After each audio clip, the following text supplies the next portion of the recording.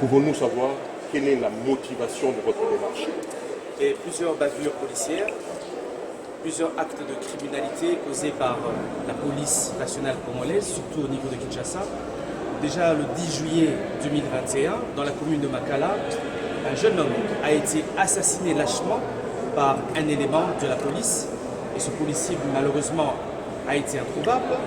Ce samedi 24 juillet 2021, donc 2 semaines après le premier assassinat de Makala, un autre policier vient de tuer un jeune étudiant de l'UNIKIN qui était en G2 communication.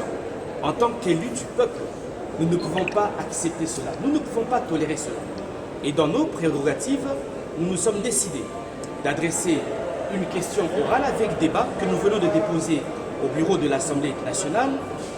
Question orale avec débat adressée au vice-premier ministre de l'Intérieur et de la Sécurité, Décentralisation et Affaires coutumières, qu'il puisse répondre devant les élus du peuple sur ce qui est en train de se passer dans la ville de Kinshasa.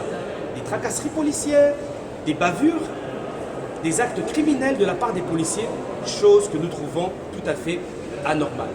C'est pour cela que nous interpellons le vice-premier ministre qui nous explique à l'Assemblée nationale comment est-ce qu'il recrute les policiers.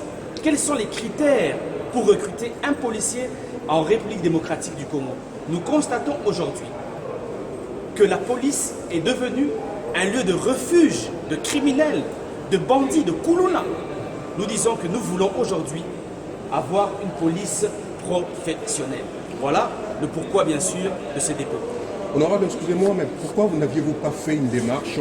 Une année, jour pour jour, si je ne me trompe pas, j'ai déposé une question orale avec débat qui avait été adressée à l'époque au ministre Gilbert Kankonde. Mais malheureusement, à l'époque, bien sûr, le bureau n'avait pas saisi l'occasion pour interpeller le ministre de l'Intérieur. Et voilà que ces bavures continuent.